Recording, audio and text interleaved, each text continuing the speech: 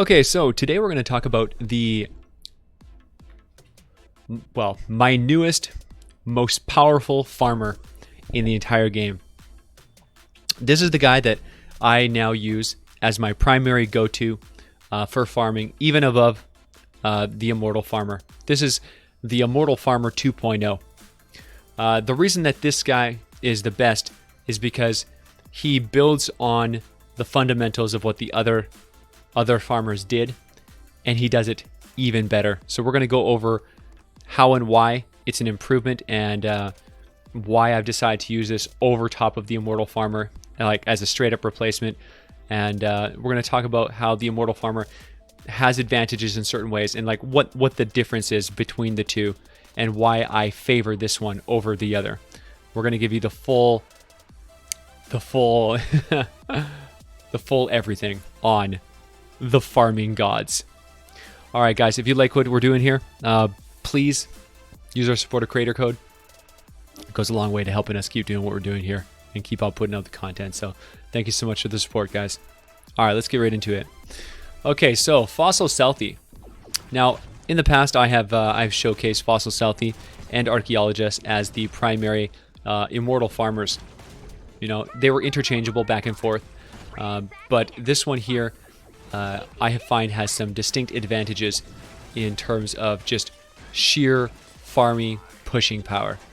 Now, the reason why I like Archaeologist is because she's very much of a burst farmer.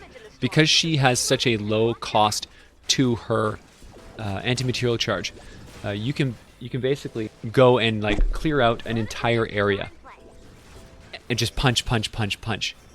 And because she recovers slower than he does, his specialty is regeneration. Fossil Southie's claim to fame is the 12 energy regeneration per second. So that's crazy. Like that's so huge. It's such a big advantage in terms of how much sustain he has, how often he can punch. Just punch. Like the punching per minute on this guy is the best in the game. However, a lot of the time, this punching power goes to waste. And the reason for that is because you can't punch indefinitely.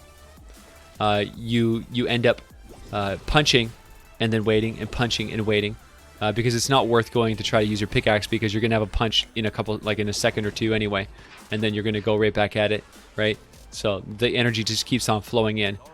But the thing is, the reason why it lacks efficiency is because when you get to the point where you run out of things to punch, his energy just goes to full and then caps out, and you're like, oh darn. Whereas with Archaeologist, she has more efficiency, because she has a really low cost to her punch. What ends up happening is she can clear out a much bigger area, because she can punch way more times than he can before she runs dry on energy.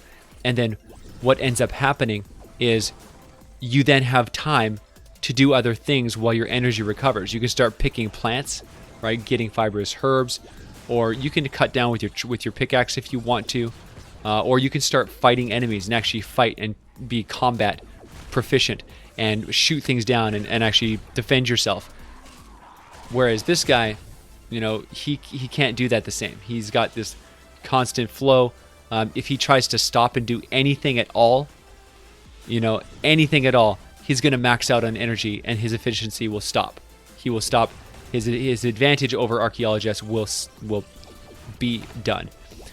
So Archaeologist gives you a lot more flexibility to fight and farm and pick and do everything.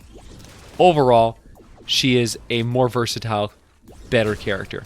However, when it comes to pure, raw, oxy farming, butt kicking power, just straight push through punches for days, punch, never stop punching, never ever stop farming, never pick anything, never shoot anything, never do, and just punch forever. This guy is the king, man. The king. You know, you're going in your build. You're going to have Archaeologist giving you the strike cost reduction, so he's going to have a reduced cost on his punch, and that combined with his insane energy regeneration is going to give him the ultimate punching sustain. Now the thing is, you got to remember that his punches still cost more than hers, so you're not going to be able to stockpile a lot of these. You have to never stop punching. As soon as you get up to your punching, you're up to the point where you can punch, you need to punch, and then just keep going, and then punch again, and keep going, and just keep using the energy all the time. Because that's where his advantage lies, is if he never ever wastes any of the energy that he has generating, if he never stops punching, then he is a better sustainable farmer than she is. So that's why he is the 2.0, because at the pinnacle of nothing else matters, only farming matters, this guy just dominates. He dominates. And I'm really good at farming like crazy, just like ignoring enemies just swarming around me, and I'm just like, no, gotta keep punching. Just keep running away. Punch a tree. Punch a rock. Punch. Punch. Just keep on punching and dodging and punching and just stay alive. Stay alive, never stop punching.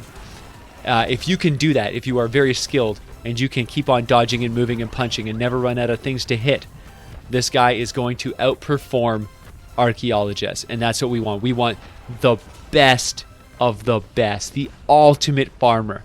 What character can crank out the maximum amount of oxidized per minute, and that's this guy. This guy is the king. He is the king. If you play him properly, no one else can compete with the oxy farming potential of this character, the plank farming potential of this character, the material gathering. He just hits more often than anybody else. So he's incredible. He's a complete beast of a character. And we found a way to support him with the ultimate support squad to make him do that job even better. So of course we're going to go with Blast from the Past to remove all of his shield and give him a mega health bonus. That's how we activate the energy regeneration, by depleting his shield. Then we will go and put two dino characters in here. Now, we don't really have much choices, right? You have to take either Rex Jonesy or Paleo Luna, because that's your only options, right? You have to pick either ranged attack or melee attack, and quite frankly, neither of those things matters, because you're not going to be attacking at all. So this character is just a placeholder character. Izza, on the other hand, Prehistoric Izza gives you 33 armor while the shield is depleted. This is actually really valuable because you're going to get hit a lot, especially on supply run missions when things are hitting you and you just got to keep on running away and keep on fighting. You know, just keep on, not fighting them, but like fighting to stay alive, fighting and moving and running and punching, and you're attacking rocks and trees and whatever you can get without dealing with any of the enemies that are coming after you. So you're going to take a lot of hits, and that's where the extra armor really, really benefits you. So Rex Jonesy with Saurian Might does nothing. You know, he gives you an extra damage bonus, which you're pretty much never ever going to use. Strike cost reduction with Archaeologist is essential. Of course, 28% heavy attack efficiency makes your punch cost less, so you can punch more. That is super, super important.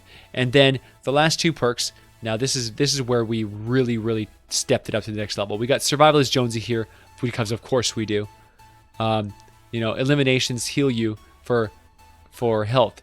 Now, this is good if you end up actually killing something, which you usually won't. However, there are situations where you're going to throw your teddy down, or you're going to go and throw down one of your abilities, and you're going to slam a bunch of enemies in the face with your shockwave. You know, you have abilities, right? You got your teddy, you got your seismic smash.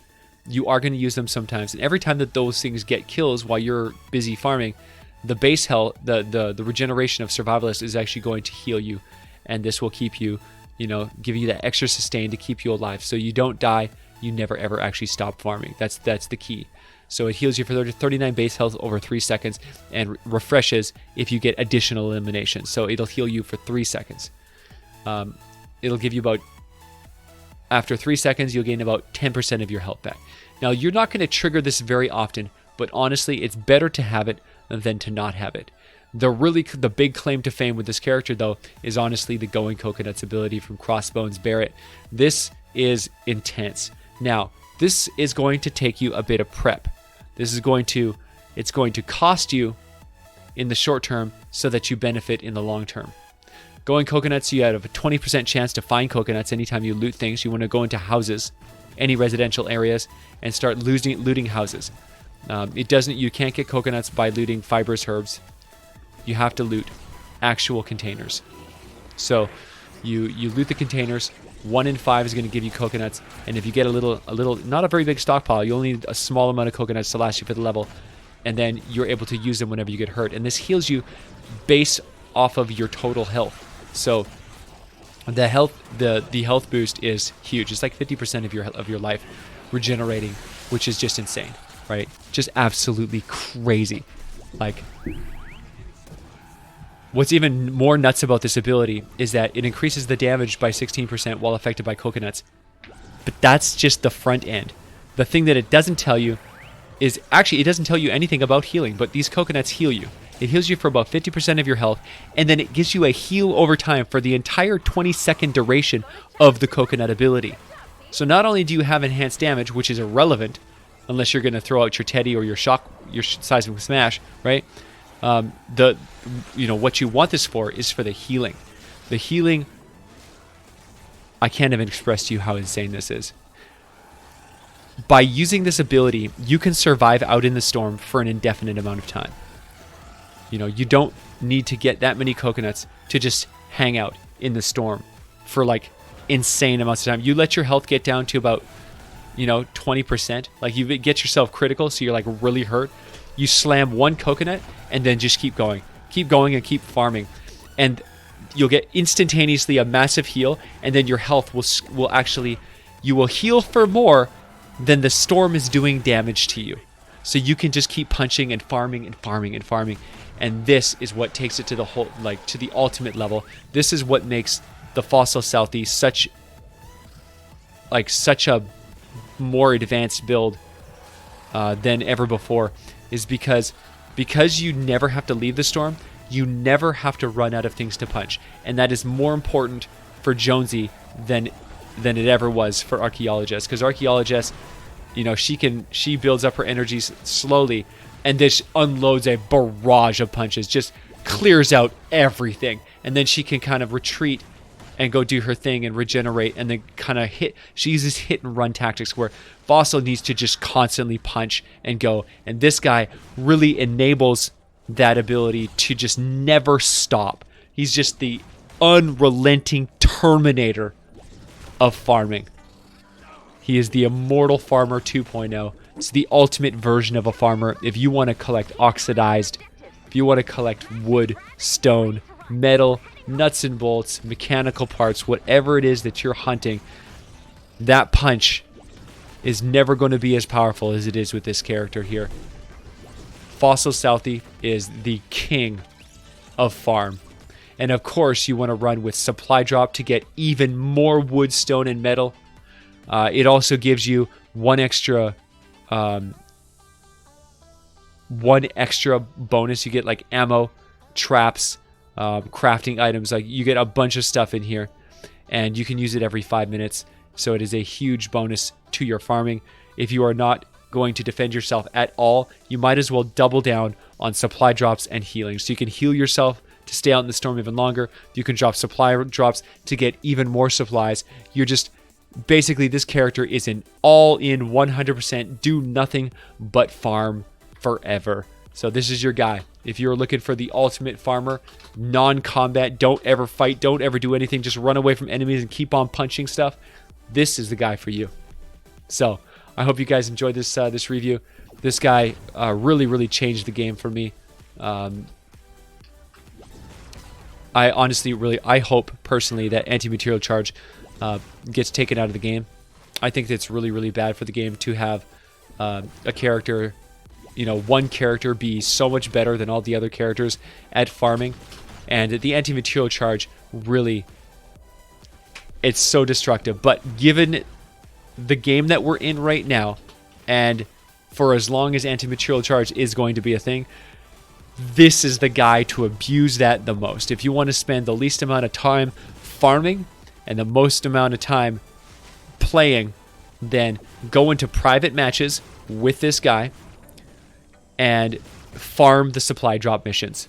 Just go right after the supply drop or the supply run missions, and just you can solo them easily. You can bring friends if you want, but it's not necessary. You can easily solo that mission with this character. You just move around the outside of the map, collecting, 10 supply crates. Collect every single bush you see until you get 30 collections, and then just punch the things that you need to punch, whether it be trees or rocks or cars. You spread your attack out over whatever it is you need to complete the mission, and then as soon as you have completed the mission, then you immediately start punching the thing that you need the most, like oxidize. For me, it's always oxy. I'm constantly doing oxy, and you want to skirt the edge of the map, right? Stay around the edge of the storm. Try to stay to clear as much of the resources that are within the circle as possible, and then loot the containers as you go through the mission. Looting cans of nuts and bolts. You can get coconuts from those. Any lootable container can give you coconuts. So by the time the circle closes you all the way into the middle, you can just be like, peace out, I'm gonna go farm. You can run right into the storm, and you'll have coconuts that can last you for as long as you need to. You just keep using coconuts to survive out in the storm, and you just never stop fighting, never stop punching. You just go hard. And absolute domination, man. This guy is the king. He's going to rock your world, man. I really hope that you enjoyed this video, guys. I hope you enjoyed this updated Immortal Farmer 2.0. This one's a big deal for me. This one really, I hate farming so much, and this one really cuts back on the amount of time that I actually have to spend trying to collect the stuff that I need to succeed. So if you like this video, guys, please leave a thumbs up. Make sure you like and subscribe. Yeah, ring that little bell and comment down below. Let me know what you think about this character. Let me know if this guy's actually helping you, if you find that he is because this is definitely a playstyle based character, right? He's working for me because I'm really good at avoiding combat and always using up all of my energy. So I want to know if this guy is actually working for you. Let me know if you appreciated this new style of farming. And yeah, rock and roll, guys. Fossil Southie 2.0, the Immortal Farmer. Oh yeah! All right, guys, I'll see you in the next one.